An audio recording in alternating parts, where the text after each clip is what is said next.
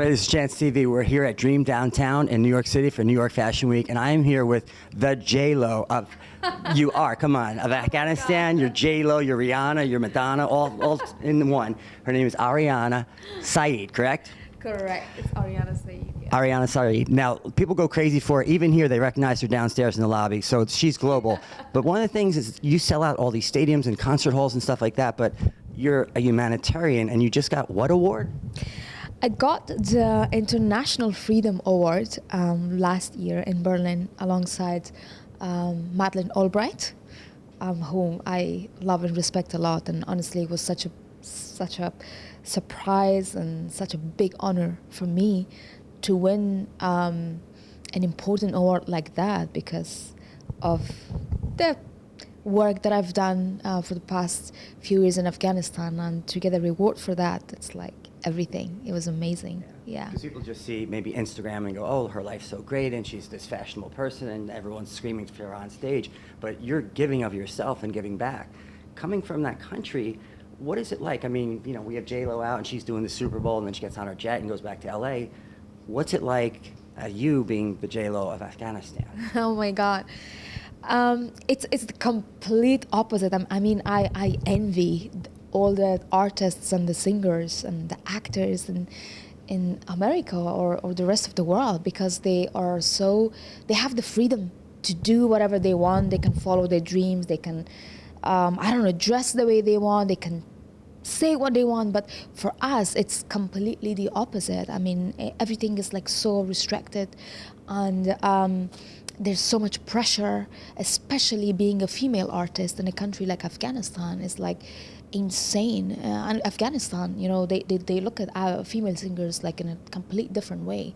Majority of people, they actually look down upon singers because the religion or the culture, these things are taken really seriously in Afghanistan. And most people, they do not really follow the culture or religion in the right way, and they just take it the wrong way, and then they put pressure on each other. So yeah, it's like crazy. I go to Afghanistan, I still work there, but I get a lot of threats. It's not easy. My life is constantly at risk when I go there, but I find it worthwhile, because when I go to Afghanistan, I go because of all the women in Afghanistan, especially, that they have no hope left anymore, and you know, and they have so much love for me. When I go there, I get a lot of positive energy from people, and you know, it's as an exchange. I give them something, they give me something, and it makes me feel great, you know, just to give hope and give a smile to hopeless people in Afghanistan. And that's one of the biggest reasons I go there still, even though, you know, things are really hard. Well, when your life is threatened, there's no level higher. How do you, let's say you're there, when you're sleeping at night, I mean, are you really sleeping, or is that constant sense of awareness that there's people who literally want to kill me over what I'm doing? I'm a female who's out there in the public eye singing. It's exactly that, honestly. There's never a thought of, what do you call it, peace in your head or in your heart, because constantly there's bomb blasts around you somewhere. You know, you hear shooting, and in your head you're thinking, okay, now someone's gonna attack, now there's a bomb blast a bomb is gonna blow up somewhere here. So it's like constantly that feeling, and it's crazy. And crazy enough, you know, I feel like I've gotten used to it because I have been in Afghanistan for You are tough. Thank you. I mean, I was 8 when I first left Afghanistan. I was a child, and then I was raised in Europe. But then I went back to Afghanistan in 2011, I think. And after that, my travels back and forth to Afghanistan started, and I've spent most of my time inside Afghanistan after that. But as I said, because I've been there for a long time, I feel like I've gotten a bit used to it, and I have accepted that I can die in this country, but you know what? I'm gonna carry on what I'm doing for people. That's a hero. I mean, when you're giving of yourself on that level, do you still perform over there? I perform. One of my very, I can call it historic performances in Afghanistan was when I performed in a football stadium. This was 3 years. You have guts. You have courage. Forget it. Thank you. So in this football stadium, when Taliban were in power, they used to execute women openly in front of crowds. They used to just bring people and cut their hands and feet off. And so many years later, now that the Taliban are, well, they're not completely gone. They're just outside Kabul city. But I got the opportunity to perform there. And still it was very risky because it's like open air, thousands of people, and anything can happen there. And the place is not secure at all. But I thought, you know what, I will do this because, that bad, like horrible memory that people had from all the killings and the execution in that field, I wanted to change that and bring hope and new memory for people. And luckily we pulled it off, we managed to do it, and my performance was like so well received by people, by the world. Like it became really big in Iran because Iran, they have the same issues. Female are not allowed to sing. They're not allowed to go to the stadium to watch even football, and they have to cover up and this and that. So for them, this was like, oh my God, like look, Afghanistan, like a few years ago was like so behind. It was Taliban killing people, and now a woman is walking in that field singing. So this just blew up, and people loved it, and I'm very grateful, very thankful that I did it. So I do have concerts there. I did 3 major concerts in a city that's called Bamyan. This might be interesting for you as well because I'm fully interested in everything you're saying, believe me. we have, thank you. So the very famous Buddha statue in Afghanistan that was destroyed by Taliban, I don't know if you remember, this made world news. They actually destroyed the Buddha statue, the biggest historical Buddha statue that is there. So this city is called Bamyan, and they destroyed it. So I did 3 major concerts right in front of that Buddha statue. My stage was there, and I performed for almost 20,000 people, and it was incredible. I enjoyed it so much. Your gift of giving hope back to people who are hopeless, there's nothing that can compare to that. That's really so inspirational because let me tell you, 99% of Americans, they wouldn't even show up to the concert, much less hop on stage and start doing what you did. I mean, talk about an open air target, especially that football stadium. What do you, let's get on to a little bit of happier stuff.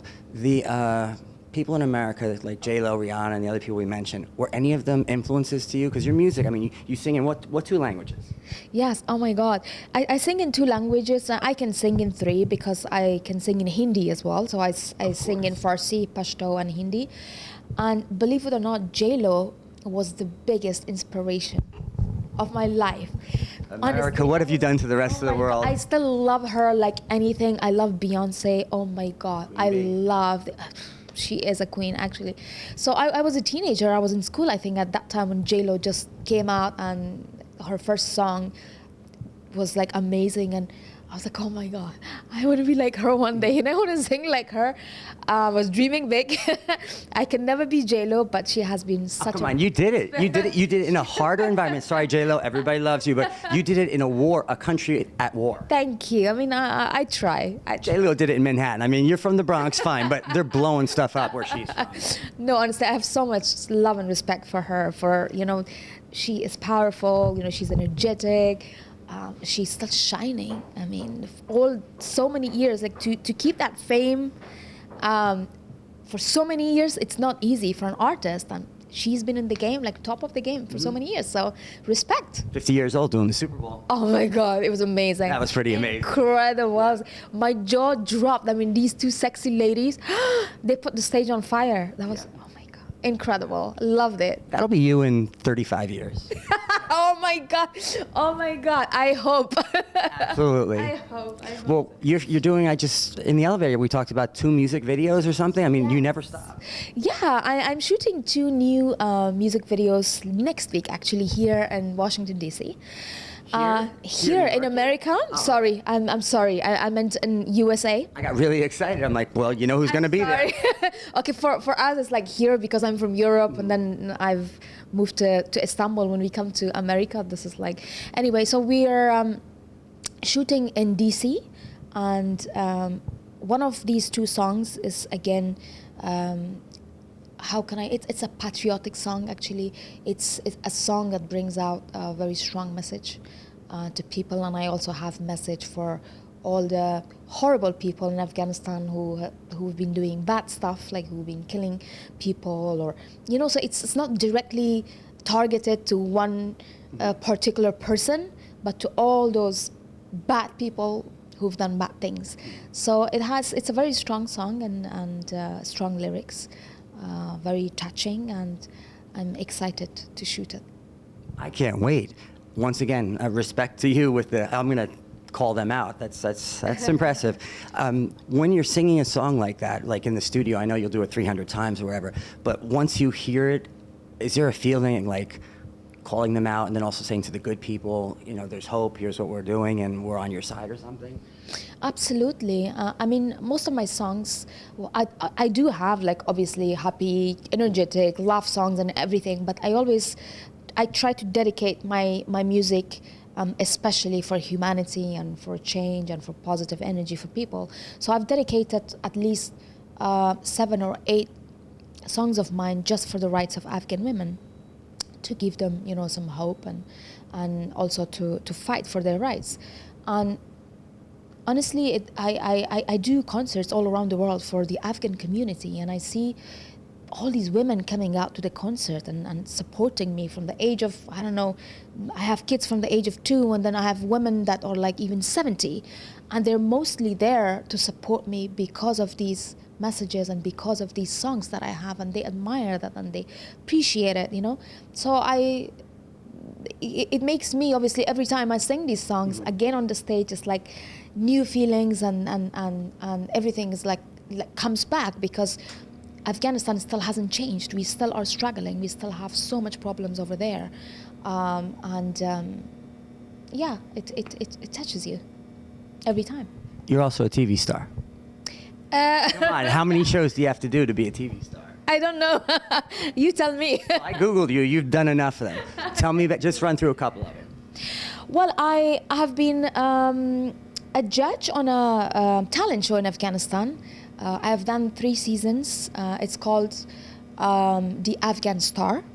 So we have 4 judges, 3 of them are men, and then there is me, the female. And then I also was a judge on The Voice Afghanistan. I think you have the Voice here. Oh, we do. It's one of the #1 shows, yeah. Exactly. People loved it in Afghanistan. They lose their mind over here. I know. So I did The Voice.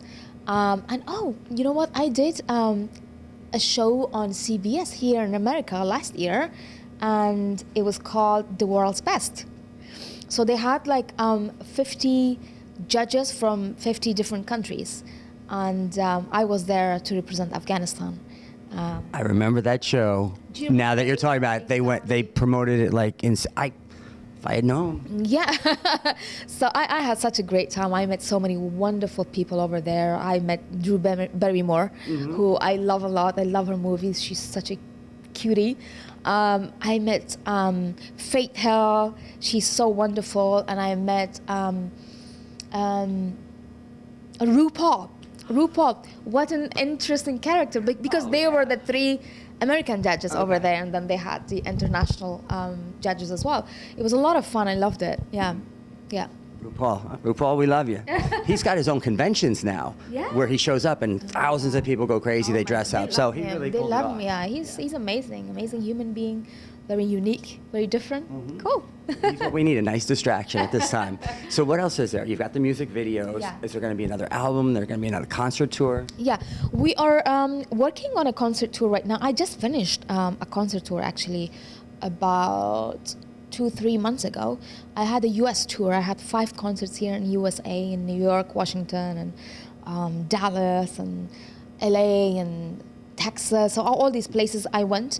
So this year we are planning maybe another, 5-6 major concerts in Europe, And then we also have Moscow and Dubai and Istanbul in mind. Okay. And New Delhi in India, because we have a lot of Afghans in New Delhi who are like migrants there. So I want to go and perform for them. So I was lucky enough to meet you yesterday, and you were at the red carpet and also the moderator for I Am You, Sonia Nazri-Cole's incredible, life-changing movie about the refugee crisis. How did you come to be friends with her, and tell me how you felt about the movie? I actually got to know her through a friend, and heard about the movie just like about a month ago or something. And they told me this beautiful Afghan woman has directed a movie, and I felt so proud as an Afghan woman, because I think this is maybe the second woman in Afghanistan ever that I've heard that they're directors. Because women usually, you know, especially in Afghanistan, they are so much behind, because all their rights have been taken from them and they're not given the opportunity. So when a woman, you know, steps up and they do something amazing, it just makes me so proud. So I was like, wow, this is so cool. And so they approached me to come here and to be a guest and watch the movie. And I was like, yeah, of course, I'm gonna go and do that. And so I came, and last night was amazing. The movie was so heart-touching. It was, oh my God. I mean, for me, especially because as I said, I left Afghanistan when I was 8. And we left Afghanistan almost the way that it was shown in this movie, as refugees. And we had to like travel in the back of a truck, and we had to walk through a jungle, like in the middle of the night in the dark with the whole family. And my dad, I remember he couldn't even walk because he was old, and he couldn't see. It was really dark, and we had to like drag him. And you know, I was 12 years old when I was sent to Europe alone by myself. So I don't want to go into details with this story, but this movie, But you understand. was like, I understand it totally. It was like a flashback of my own life, and that's what I saw, and it was so emotional for me. And I mean, this is probably not just 1 or 2 or 3 stories. It's like millions of Afghan people. They've been through that, and they've lived that, and it's a sad reality of the lives of millions of people in Afghanistan. And I don't know. It's very upsetting.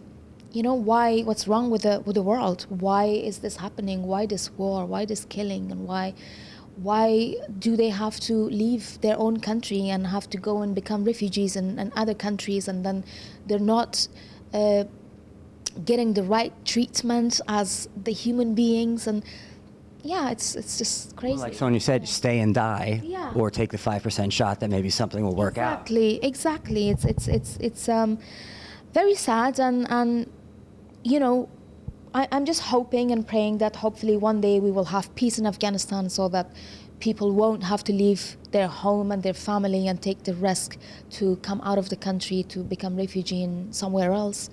And yeah, this movie was incredible. It was just a sad reality of. And like you said, people were crying everywhere. They were all around me. The person next to me, my friend, bawling. Like I almost thought, you have to leave. You Exactly. I mean, some scenes in this movie, they were like, it would just shake you. I mean, and it was crazy. It was crazy. I hope that people do watch this movie, and I'm sure they're gonna like it, and I'm sure they're gonna learn something from it. Yeah. I put a comment saying that every voter, politician, and the UN should have to watch this. It should be mandatory. Exactly. Even if it doesn't change them, at least know this is what you caused. Exactly. I totally agree with you. Definitely. Her content was exceptional, but she even toned it down, as she said. So it wasn't the true graphic, horrific, really bad stuff with the tortures and things like that, torture that happens. But I was just blown away. But the thing with Sonia is, I lost my train of thought. The movie has affected me. It really, no, it was I could see your eyes. yeah, no, it's all right, we're back. The thing that got me with the movie is, in America, we're worried about gluten. Yes. Oh, this food has gluten. These people are found dead in trucks who are trying to live, and they've got their babies with them and whatever, and the boat scene when it came upon the beach and stuff. Would you have been able to do what she did? Because I know you can perform and risk your life, but creating these things emotionally, would it have been too hard? Because I couldn't have been there and recreated this stuff. I mean, as I said, I'm so proud of her for doing something like that. I mean, this is raising awareness. You know, this is telling the world what's going on in that country and how people are suffering and the reason why do they actually leave Afghanistan to become refugees in certain countries here. I mean, I know that Not because of the weather, you know. No, I mean, a lot of people in America or the rest of the world, they might not understand why these people come over here. I mean, if there was peace, if they had a life, you know, with freedom and no risks and this and that, they would happily stay there. I mean, we have a beautiful country, we have a beautiful culture, everything is amazing over there. I mean, they would love to stay there and just get on with their lives, but they come out because they are pushed away, their lives are at risk, and there's no freedom and nothing over there. So there's no hope. So I think she did an amazing job by making this movie and raising awareness. And honestly, I would have done the same thing. And this is what I'm doing, actually. I knew. I thought you would. Yeah, I'm doing the same thing. I mean, I go to so many countries and I try to represent Afghanistan in a positive way to tell people that Afghanistan is not only about war or Taliban or ISIS or this and that, that we are, you know, like also like human beings, and we are normal people, that we are also, how can I say, just normal, you know, that like the rest of the world. Right. And that we have music, that we have culture, and that we should be heard, you know. Well, the problem is, I think a lot of times politicians and the media, they don't want that. That doesn't work. They need to have it that there was 9/11. Everybody is a terrorist. That's it. You're whatever, and that works for the votes. That works for everything, and for the military-industrial complex and stuff. And that just is not sustainable. That doesn't work. You could ban different countries and things like that. It's never going to work. But that upsets me a lot. Do you think there's hope? Absolutely. I mean, absolutely. I'm an optimistic person. I always like to keep my hopes up, because if I lose hope, I mean... And you're kind of the center, the leader right there, going, oh, everything's going to be okay. I believe in it. Exactly. I mean, there's hope for everything. We should never give up. We have to fight, and we have to... But I think one of the most important things is that in Afghanistan, that they have to become united. People, they have to become united, and they have to fight. You know, they should never give up.